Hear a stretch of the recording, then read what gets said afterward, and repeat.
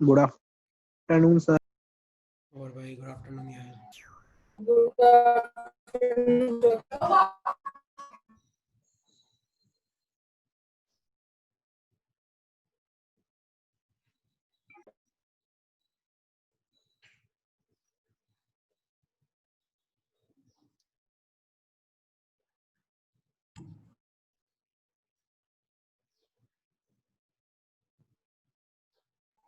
मैंने आपको भेजा सही नहीं। अरे हाँ यार, आज दिव्य और तेरे में आज चेक करूंगा ना। मैं चेक करके बता दूंगा तुम्हें आज। मैं सेव करे हुए, मैं चेक करके बता दूंगा तुम्हें। मैंने तुम्हारा सेव कर लिया, दिव्य का भी, दिव्य ने भी भेजा था मुझे। मैं चेक करके बता दूंगा तुम्हें आज।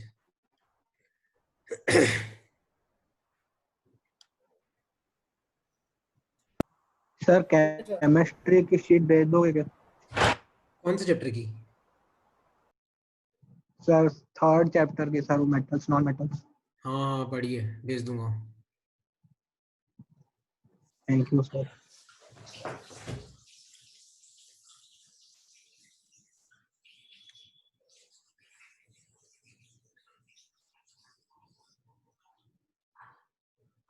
ठीक है, हम 2 मिनट चालू करते हैं ना।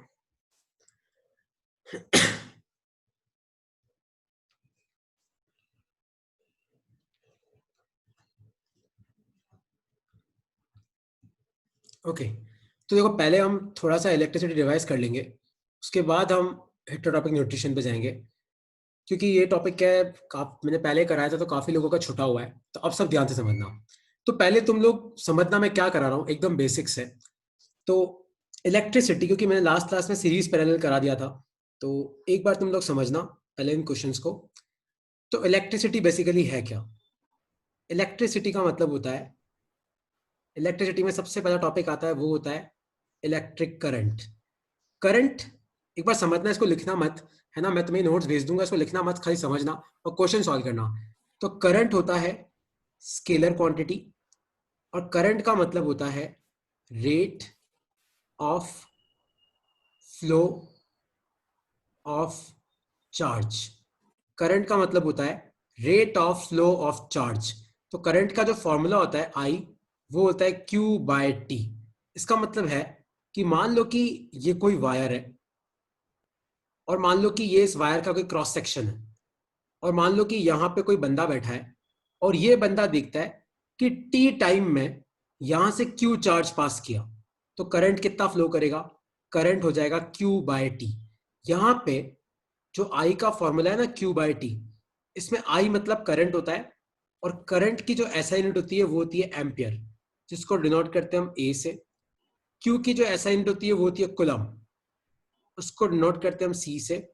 और टाइम की जो एसआई यूनिट होती है, ये होता है आपका टाइम, इसकी एसआई यूनिट जो होती है वो होती है सेकंड, तो इसको डिनोट करते हैं हम एस से। तो I equal to Q by T. तो ये इस चैप्टर का सबसे पहला पॉइंट था कि करंट क्या होता है। तो करंट बेसिकली एक स्केलर क्वांटिटी है, जिसका मतलब होता है rate of flow of charge. तो वायर के किसी भी क्रॉस सेक्शन से आपका अगर टी टाइम में क्यू चार्ज पास कर रहा है, तो आपका करंट कितना फ्लो करेगा? आपका करंट फ्लो करेगा क्यू बाय टी। क्यू मतलब कितना चार्ज पास कर रहा है, टी मतलब कितने टाइम में पास कर रहा है। So I will be equal to Q by T. तो आपको ये फॉर्मूला याद रखना है। जैसे मान लो एक सिंपल सा क्वेश्चन पहले मैं करा रहा हूं, अगला तुम्हें करना है। तो मान लो कि मैं तुम्हें क्वेश्चन पूछूं ये वाला, कि मान लो कि एक बंदा यहाँ पे खड़ा है, और उसने देखा कि यहां से 10 कूलम का चार्ज पास किया 1 मिनट में, तो आपको बताना है कितना करंट फ्लो कर रहा है। तो करंट का फॉर्मूला आ जाएगा क्यू बाय टी। लेकिन अब ध्यान क्या रखना है, 0.6। ध्यान क्या रखना है कि चार्ज तो हो जाएगा 10 कूलम, लेकिन टाइम यहाँ पे क्वेश्चन में 1 मिनट दे रखा है, लेकिन टाइम आपको हमेशा किस में लेना होता है? सेकंड में। तो आप नीचे क्या पुट करोगे? 60। तो आपका करंट कितना फ्लो कर रहा है? 1/6 एम्पियर। तो इस तरीके से तुम लोगों को करंट निकालना होता है। पर एक और इंपॉर्टेंट चीज है, चार्ज किससे बना होता है? आपका चार्ज बना होता है इलेक्ट्रॉन से।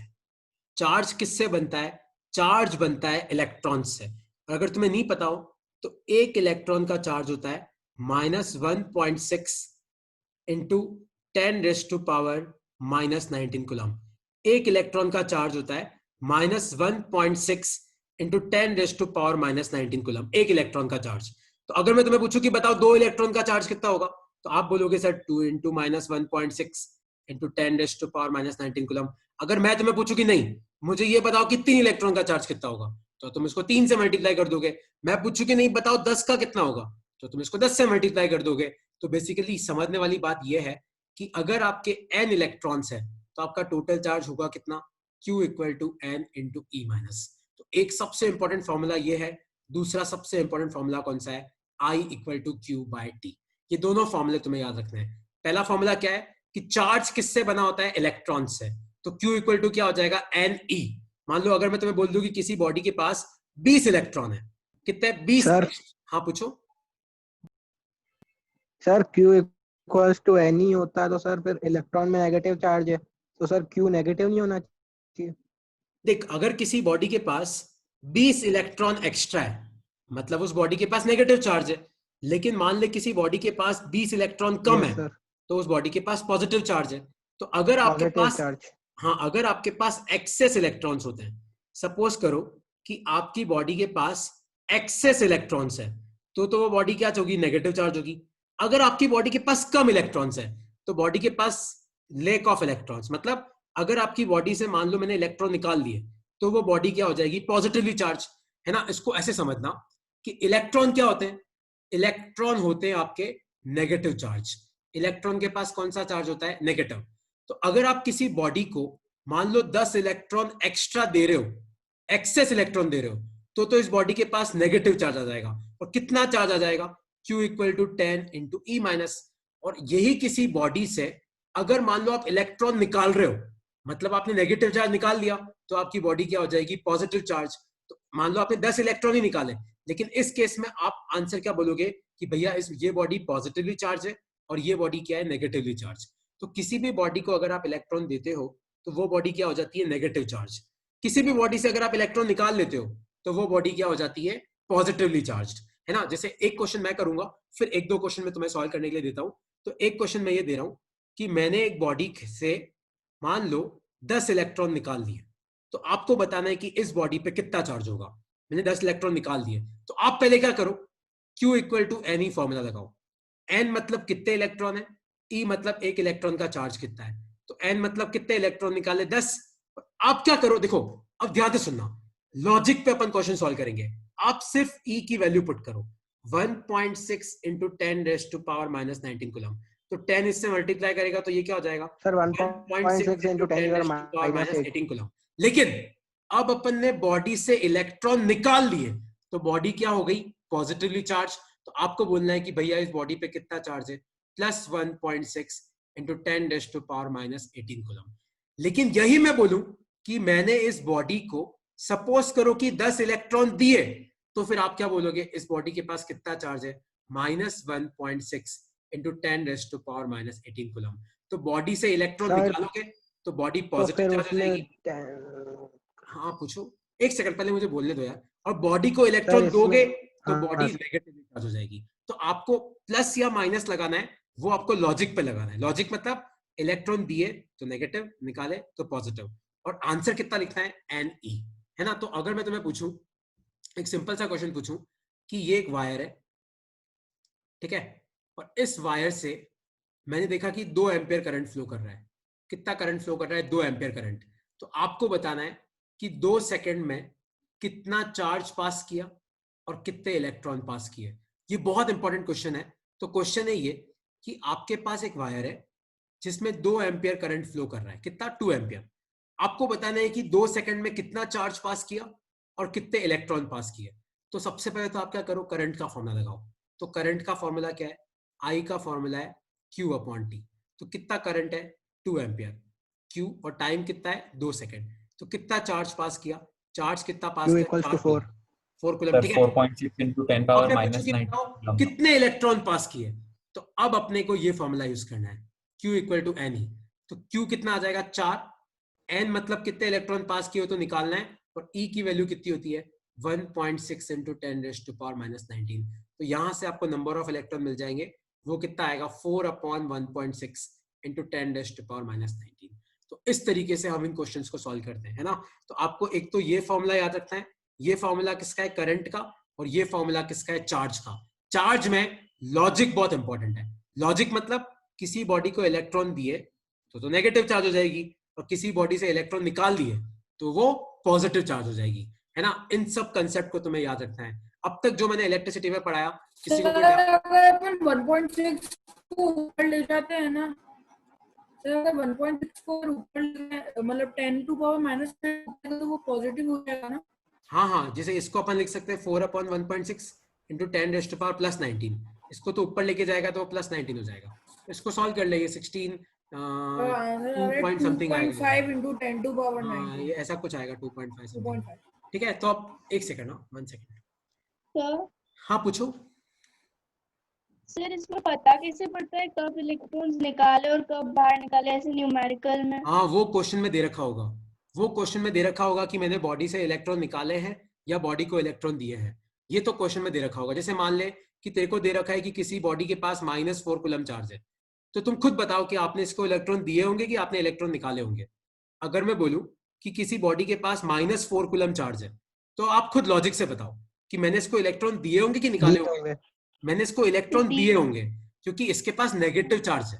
और अगर मैं बोलूं कि किसी बॉडी के पास 10 कूलम है, मतलब पॉजिटिव है, मतलब मैंने इससे इलेक्ट्रॉन क्या करे होंगे, निकाले होंगे। आया समझ में कि नहीं समझ में आया?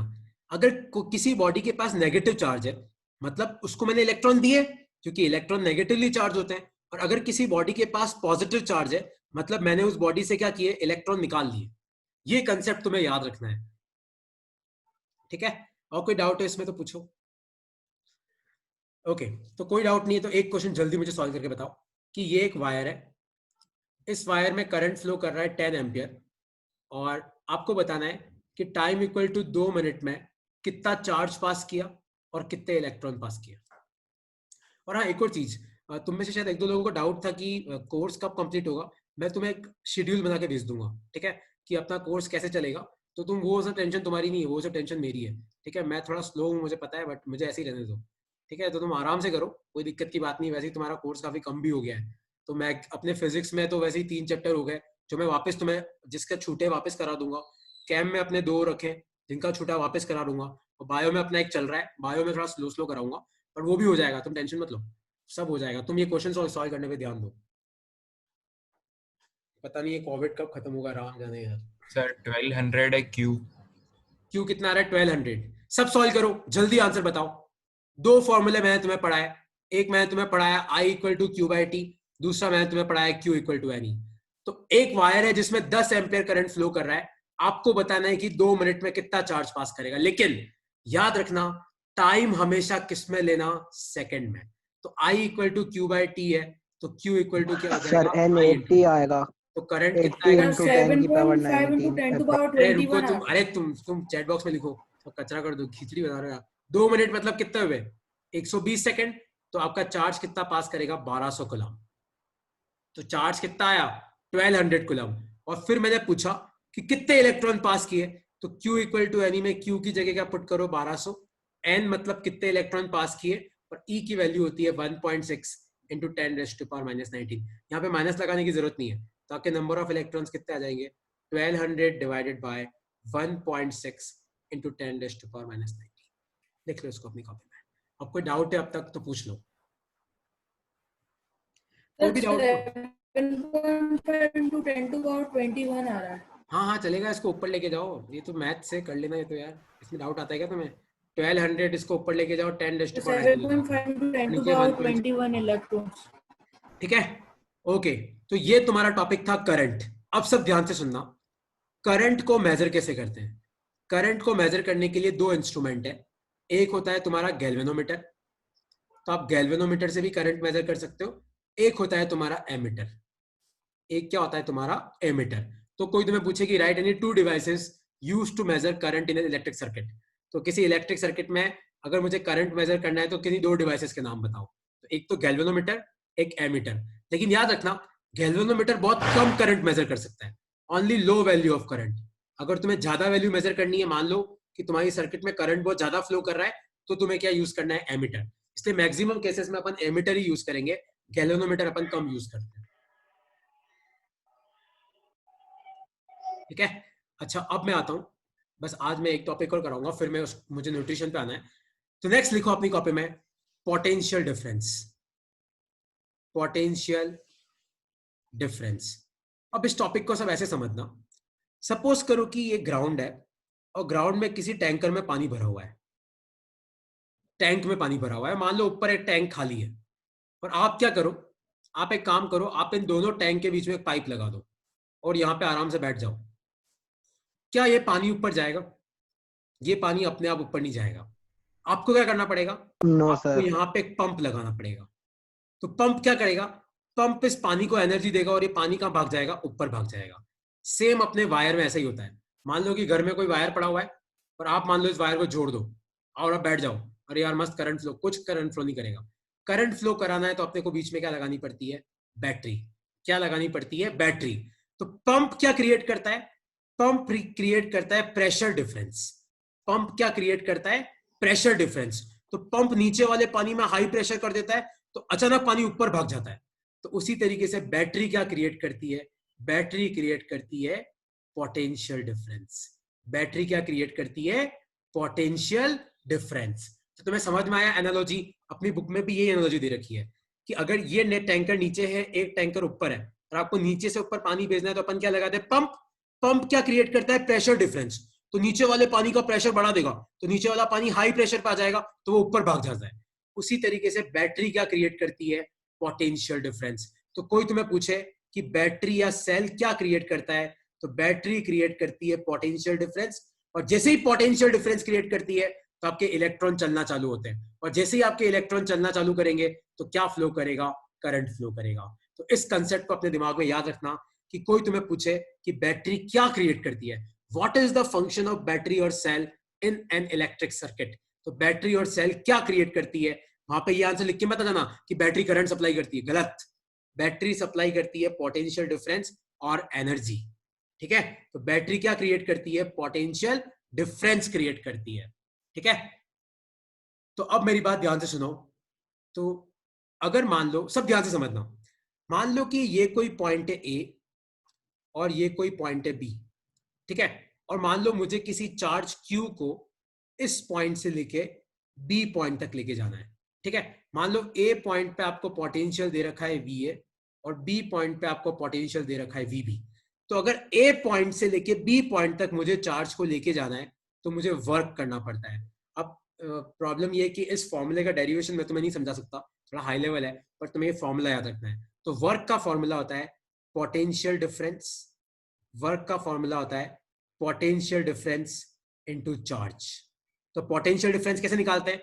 जहां ले जाना है वहां का पोटेंशियल माइनस जहां से ले जा रहे हो वहां का पोटेंशियल इनटू कितने चार्ज को लेके जा रहे हो, कितने चार्ज को लेके जा रहे हो क्यू को। तो वर्क डन का फॉर्मूला डब्ल्यू, और याद रखना डब्ल्यू की यूनिट क्या होती है? जूल। डब्ल्यू की यूनिट क्या होती है? जूल। क्यू होता है चार्ज, चार्ज की यूनिट क्या होती है? कुलम। और वी होता है पोटेंशियल और इसकी यूनिट क्या होती है? वोल्ट। और इसको अपन लिखते हैं कैसे? वी से। तो लिख लो इस फॉर्मूले को अपनी कॉपी में, that work done is equal to potential difference into charge. लिख लो इस फॉर्मूले को अपनी कॉपी में कि वर्क डन का फॉर्मूला क्या होता है? वर्क डन का फॉर्मूला होता है potential difference into charge. Work done का फॉर्मूला होता है पोटेंशियल डिफरेंस इनटू चार्ज। क्या हो गया? और वोल्ट की डेफिनेशन होगी तो हाँ मैं आ रहा हूँ उसमें आ रहा हूँ मैं। तो ये रिवीजन वाले जो पुराने टॉपिक है थोड़ा स्लो कराऊंगा मैं, तो एक सेकंड ना, लिख लो इसको अपनी कॉपी में कि वर्क डन का फॉर्मूला क्या होता है। फिर मैं इसका न्यूमेरिकल करा रहा हूँ, पोटेंशियल डिफरेंस इनटू चार्ज। मान लो मुझे किसी चार्ज ए को क्यू को ए से लेके बी तक लेके जाना है तो मुझे कितना वर्क करना पड़ेगा? Final potential minus initial potential into charge. Final potential मतलब वीबी, इनिशियल पोटेंशियल मतलब वी है, तो पोटेंशियल डिफरेंस कितना हो गया? वीबी माइनस वी है इनटू चार्ज।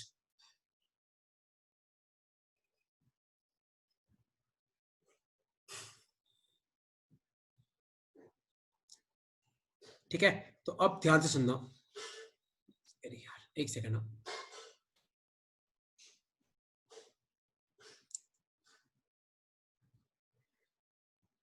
मान लो कि ये आपका कोई पॉइंट है ए और यहां पे पोटेंशियल है 20 वोल्ट। ये कोई पॉइंट है बी, मान लो यहां पे पोटेंशियल है 60 वोल्ट। और आपको एक चार्ज क्यू को ए से लेके बी तक लेके जाना है।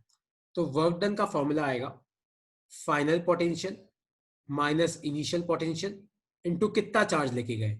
तो जहां पे लेके गए उसका कितना है 60 माइनस जहां से लेके गए 20 और चार्ज कितना है अच्छा मान लो चार्ज आपको दे रखा है 2 कूलम, तो इनटू क्या आ जाएगा 2। तो 60 माइनस 20 कितना आता है 40, तो 40 इंटू 2 कितना आ जाएगा, ये आ जाएगा तुम्हारा 80 जूल। तो इस तरीके से हम लोग क्या निकालते हैं, इस तरीके से हम लोग वर्क निकालते हैं। तो वर्क का फॉर्मूला क्या होता है, potential difference into charge. Work का फॉर्मूला होता है final potential minus initial potential into charge. तो फाइनल 60 है, इनिशियल 20 है, 60 माइनस 20 कितना हो गया 40, और कितना चार्ज लेके गए 2 कूलम, तो आपका आंसर कितना आया 80 जूल। ठीक है। और अब आज का इलेक्ट्रिसिटी का लास्ट टॉपिक है, लिख लो अपनी कॉपी में, फिर मैं न्यूट्रिशन पे आ रहा हूँ। पोटेंशियल। तो पोटेंशियल होता क्या है, याद रखना पोटेंशियल एक स्केलर क्वांटिटी है। और एक और चीज, पोटेंशियल पॉजिटिव भी हो सकता है नेगेटिव भी हो सकता है, डिपेंड करता है चार्ज कितना है। तीसरा, इसकी जो एसआई यूनिट होती है वो होती है वोल्ट। इसकी जो एसआई यूनिट होती है वो क्या होती है वोल्ट। और इसकी डेफिनेशन क्या होती है, वर्क डन, इसकी डेफिनेशन होती है work done per unit charge. इसकी डेफिनेशन होती है work done per unit charge. लिख लो इसको अपनी कॉपी में। सर नेगेटिव पोटेंशियल कब होगा? जैसे मान ले कोई नेगेटिव चार्ज है तो इसके आसपास नेगेटिव पोटेंशियल होता है, अगर कोई पॉजिटिव चार्ज है तो इसके आसपास पॉजिटिव पोटेंशियल होता है। एक्चुअली पोटेंशियल का फॉर्मूला होता है कि Q बाय R। तो अगर Q पॉजिटिव है तो पोटेंशियल पॉजिटिव, Q नेगेटिव है तो पोटेंशियल नेगेटिव होता है। तो पोटेंशियल एक स्केलर क्वांटिटी है, it can be positive also negative also. ये तुम्हारा एक बार एनटीएसी में आया था कि क्या -10 वोल्ट का पोटेंशियल हो सकता है, हाँ हो सकता है। अगर चार्ज पॉजिटिव है तो पॉजिटिव पोटेंशियल, नेगेटिव है तो नेगेटिव पोटेंशियल। इसकी ऐसा यूनिट क्या होती है वोल्ट, जिसको डिनोट करते हैं V से, और इसका डेफिनेशन क्या है work done per unit charge. ठीक है, ओके। तो अब एक सिनॉप्सिस दे देता हूं मैं तुम्हें क्या क्या कराया। मैंने तुम्हें एक तो करंट का फॉर्मूला बताया Q/T, एक मैंने तुम्हें चार्ज का फॉर्मूला बताया Q = NE, एक मैंने तुम्हें वर्क डन का फॉर्मूला बताया पोटेंशियल डिफरेंस इनटू चार्ज। ठीक है, इसके मैंने तुम्हें क्वेश्चन करा दिए, Q = NE तुम्हें बता दिया। इसका लॉजिक याद रखना, अगर किसी बॉडी को इलेक्ट्रॉन दोगे तो वो नेगेटिव चार्ज हो जाएगी, किसी बॉडी से इलेक्ट्रॉन लोगे तो वो पॉजिटिव चार्ज हो जाएगी। वर्क डन का फॉर्मूला होता है पोटेंशियल डिफरेंस इनटू चार्ज। और हाँ, एक और चीज, पोटेंशियल डिफरेंस मेजर करने के लिए, पोटेंशियल डिफरेंस मेजर करने के लिए हम लोग यूज करते हैं वोल्टमीटर। पोटेंशियल डिफरेंस मेजर करने के लिए क्या यूज करते हैं हम, वोल्टमीटर यूज करते हैं। ठीक है, तो नेक्स्ट क्लास में मैं तुम्हें basics of resistance in series और पैरेलल, क्योंकि काफी लोगों ने वो नहीं पढ़ा हुआ है, तो रेजिस्टेंस इन सीरीज और पैरेलल का पहले मैं तुम्हें एक्सप्लेनेशन दे दूंगा। ठीक है, तो अब मैं आ रहा हूँ न्यूट्रिशन पे। किसी को इसमें कोई डाउट है तो पूछ लो। वर्क डन का ये फॉर्मूला याद रखना, ये बहुत इंपॉर्टेंट फॉर्मूला है, work done is equal to potential difference into charge. ठीक है, अब मैं आ रहा हूँ न्यूट्रिशन पे। तो हम लोग पढ़ रहे थे ऑटोट्रॉपिक हमने खत्म कर लिया था, फोटोसिंथेसिस हमने खत्म कर लिया था। मैंने उस दिन तुम्हें ऑटोट्रॉपिक के करीबन 10-12 क्वेश्चन भेजे भी थे जो आई होप तुम लोगों ने सॉल्व किए हो। हिट्रोट्रॉपिक न्यूट्रिशन, अब कुछ ऑर्गेनिज्म ऐसे होते हैं जो खुद अपना खाना क्रिएट नहीं करते, बल्कि वो आउटसाइड पे डिपेंड करते हैं फूड के लिए।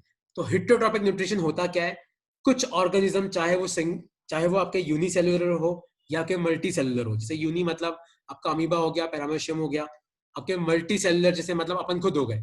तो हम लोग अपने खाने के लिए आउटसाइड पे डिपेंड करते हैं। तो ये कौन सा न्यूट्रिशन होता है, ये होता है आपका हेटेरोट्रॉपिक न्यूट्रिशन। तो बेसिकली हेटेरोट्रॉपिक न्यूट्रिशन के 3 पार्ट होते हैं। तो वैसे तो there are different forms of heterotrophic nutrition which differs depending on the type and availability of food material as well as how it is obtained by the organism. तो depend करता है कि आपका ऑर्गेनिज्म कैसा है, मतलब वो मूव कर सकता है कि नहीं कर सकता है, और आपका फूड कैसा है, वो मूव कर सकता है कि नहीं मूव कर सकता है ना। तो इसके बेसिस पे अपने 3 तरीके के न्यूट्रिशन होते हैं। पहला है आपका होलोजिक न्यूट्रिशन। इस केस में क्या होता है, जैसे हम खुद, तो organism feed by ingesting solid organic matter which is then digested and absorb into their bodies. जैसे हम लोग, तो हम लोग पहले खाना इंजेक्ट करते हैं अपनी बॉडी में, अपनी बॉडी में ही वो खाने का ब्रोकन डाउन होता है, और अपनी बॉडी में ही हम लोग फिर न्यूट्रिएंट को एब्सॉर्ब करते हैं। तो holozoic nutrition generally human, animal और आपके इंसेक्टिवरस प्लांट्स में होता है। तो the organism feed by ingesting solid organic matter. तो इसमें क्या होता है कि आप जो ऑर्गेनिक मैटर है वो खुद पहले कंज्यूम करते हो और बॉडी में जाने के बाद ब्रेक डाउन होता है। तो लिख लो अपनी कॉपी में होलोजिक न्यूट्रिशन की डेफिनेशन और नीचे ये कोई एग्जांपल लिख लो ह्यूमन और एनिमल्स। उस दिन जो नोट भेजे वैसे और भेज दो। हाँ, मैं जैसे जैसे पढ़ाता जाऊंगा भेजता जाऊंगा ना। तो लिख लो, तो होलोजिक में क्या होता है, ऑर्गेनिज्म पहले खाना खाता है और फिर उसका ब्रेकिंग डाउन होता है।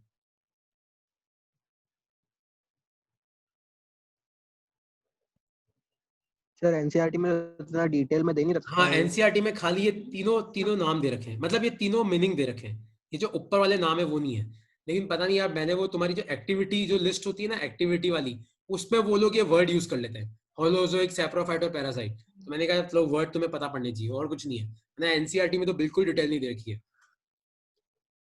ठीक है, तो होलोजिक तुम्हें समझ में आया। होलोजिक में क्या होता है, हम पहले खाना खाते हैं और फिर जाके वो ब्रेक डाउन होता है। दूसरा है आपका सैप्रोफाइट्स। देखो इसमें क्या होता है, ये पहले ही खाना बाहर डाइजेस्ट कर देते हैं फिर उसको खाते हैं। तो feed on dead and decaying matter. और इसमें होता क्या है, जैसे बैक्टीरिया फंजी की बात करें, digest the food externally before the nutrients are absorb.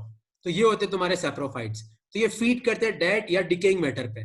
तो जो आपका मैटर पहले से ही डेड है, मतलब पहले से ही उसका डाइजेशन हो चुका है, और ये उस पे फीड करते हैं। तो सैप्रोफाइट्स क्या होते हैं, आप ये लाइन लिख लो, feed on dead and decaying matter includes bacteria and fungi which digest the food externally before the nutrients are absorbed.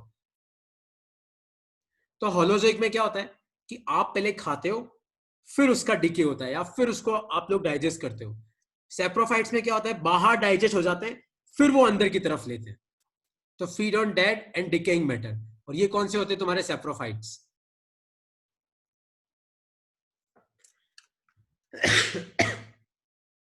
इसको लिख लो अपनी कॉपी में।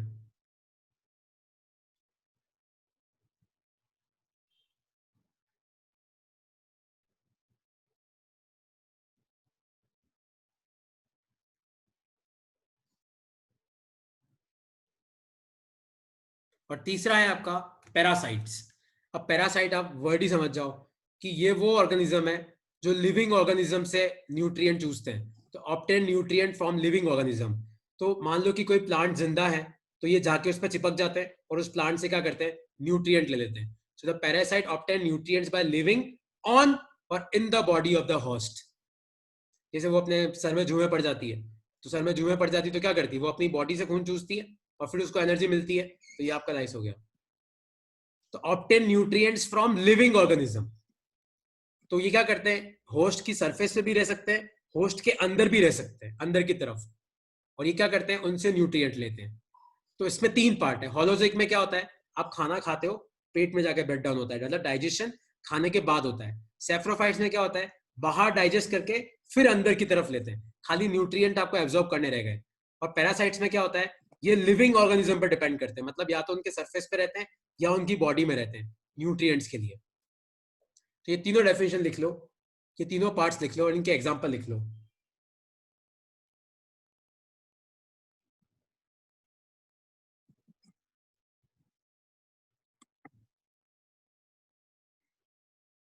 अच्छा, तुम बता सकते हो मशरूम क्या होता है?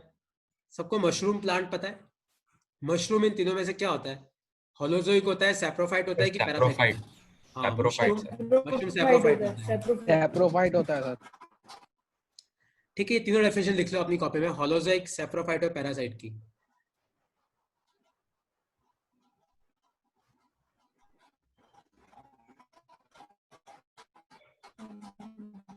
ठीक है, अब अपन आते हैं, ये लिख लिया सबने? तो अब आज टाइम कम। हाँ पूछो। वेट, लिख रहे हो क्या? लिख लो यार, ये थोड़ा भेज सा दो। बाकी।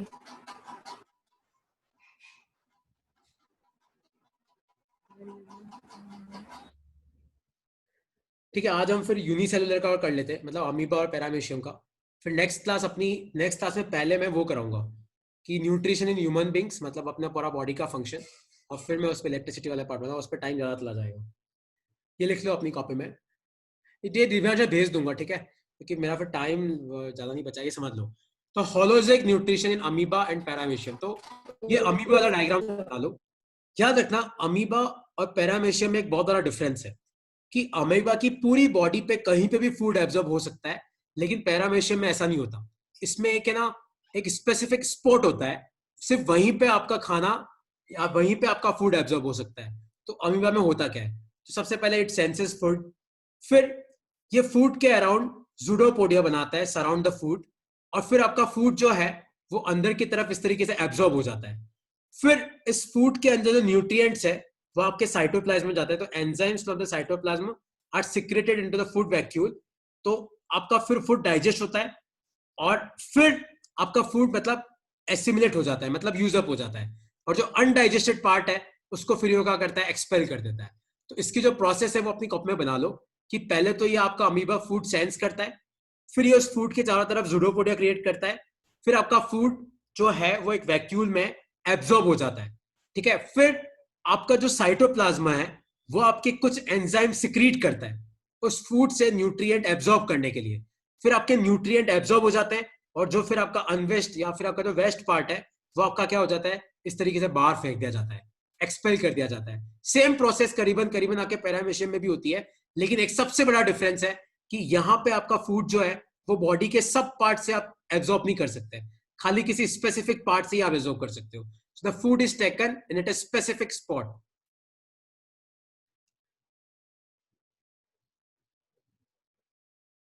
इस डायग्राम को बना लो अपनी कॉपी में। इससे ये आपका अपन अभी क्या कर रहे हैं, यूनिसेलुलर, मतलब जो सिंगल सेल्स होते हैं उनकी बात कर रहे हैं। नेक्स्ट क्लास में हम ह्यूमन बॉडी की बात करेंगे कि ह्यूमन बॉडी में न्यूट्रिशन कैसे होता है।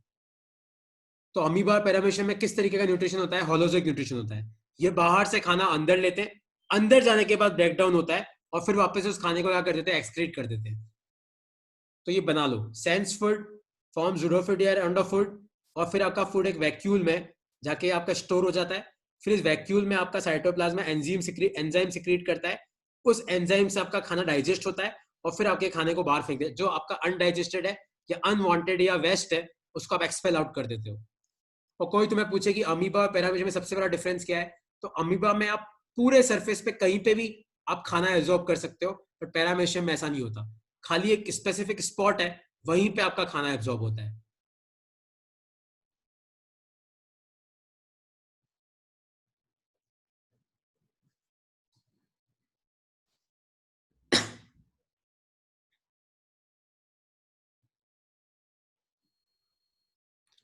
इसको लिख लो अपनी कॉपी में।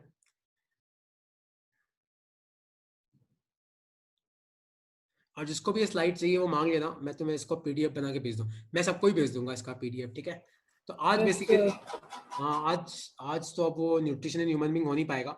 तो नेक्स्ट क्लास में पहले तो मैं न्यूट्रिशन इन ह्यूमन बीइंग मतलब अपनी एलिमेंट्री कैनाल हर पार्ट का क्या यूज है वो सब कराऊंगा, और फिर मैं इलेक्ट्रिसिटी पे जाऊंगा, ठीक है। तो इसको लिख लो अपनी कॉपी में। पूछो सर। जो केमिस्ट्री है सर उसमें जो रिएक्शन है अपनी किताब पे ही आएंगे ना सर, एनसीईआरटी के? हाँ, उससे बाहर नहीं आते हैं। अपनी बुक में गिनी चुनी मुझे याद है कुछ 70-72 इक्वेशंस हैं, उसमें भी वो मेटलर्जी हट गया तो कुछ और हट जाएगी इक्वेशंस। वो मेटलर्जी वाला पूरा टॉपिक ही हट गया ना, तो और हट जाएगी, तो और कम हो गई है। अपनी बुक से बाहर नहीं आएगी, अपनी बुक में जो इक्वेशन है सर तो मतलब जो चैप्टर्स में वही आएंगी, वही आएगी। इवन कार्बन एंड कंपाउंड की भी सारी रिएक्शन हट गई। और सर वो जो आपने भेजी थी ना सर उस टाइम की, मेटल एक्स रिएक्ट्स विद, हाँ हाँ सर वैसे भी किताब से आएंगी? हाँ हाँ, वो किताब से ही आएगी। किताब मैंने कोई भी किताब से बाहर नहीं कराई है, सब अपनी किताब वाली कराई थी, बस वही है, फॉर्म करने का तरीका अलग है। नहीं सर, सर वो मैं प्रीवियस ईयर्स के पेपर देख रहा था, उसमें तो सर 2016 के पेपर में बहुत सारी सर ऐसी नहीं, थी तो मुझे नहीं सर भेजना, किताब में। नहीं ऐसा पॉसिबल ही नहीं है। अब जैसे मेटल, जैसे मान ले मेटल प्लस ये तेरा acid give salt plus H2, तो अब इसमें मेटल कुछ भी हो सकता है, तेरा सॉल्ट Yes, कुछ sir. भी, मेटल कुछ भी हो सकता है, एसिड कुछ भी हो सकता है। तो अब ये तो हो ही सकता है ना, क्योंकि ये तेरी हाँ। बुक में लिखा हुआ है कि metal plus acid salt plus H2। Yes तेरा सर। एसिड या मेटल के तो कोई भी कॉम्बिनेशन आ सकता सर है मैं ना। आपको भेज दूंगा सर वो एक दो रिएक्शन, हाँ हाँ, वो मुझे भेज देना, ठीक है। सर वापस से वो ढूंढ के सर। तो ये लिख लो अपनी कॉपी में। तो कोई तुम्हें पूछे अमीबा या पैरामेशियम, तो यूनिसेल्युलर ऑर्गेनिज्म, कोई तुम्हें पूछे कि यूनिसेल्युलर ऑर्गेनिज्म का कोई एग्जांपल दो, तो अमीबा या पैरामेशियम, और इसमें कौन सा न्यूट्रिशन होता है, तो होलोजोइक होता है। और आपको अगर प्रोसेस एक्सप्लेन करने को आए तो पैरामेशियम का नहीं आएगा, अमीबा का आ सकता है। तो ये बना लो, इसमें ये दो चीजें जरूर एक्सप्लेन करना, सेकंड स्टेप आपका जूडोपोडिया वाला और आपका फूड वैक्यूल वाला। और ये जरूर लिख देना कि एंजाइम कहाँ से सिक्रेट होते हैं, आपके साइटोप्लाज्म में सिक्रेट होते हैं, और फिर ये डाइजेस्ट हो जाता है, और जो अनवेस्ट है या फिर जो वेस्ट प्रोडक्ट है वो बाहर एक्सपेल आउट हो जाते हैं। तो ये दोनों डायग्राम बना लो और ये तुम्हें पीडीएफ में भेज दूंगा। तो आज तुम्हारा काम क्या है, एक तो मैं तुम्हें इलेक्ट्रिसिटी का जो आज मैंने पढ़ाया उसके 10 एक क्वेश्चन भेजूंगा, और इसके सेप्रोफाइट और इसके मैं एग्जाम्पल वाले क्वेश्चन तुम्हें भेजूंगा, ठीक है? तो वो तुम्हें करने हैं। और कोई डाउट है तो पूछ लो। ठीक है, ओके यार। उसको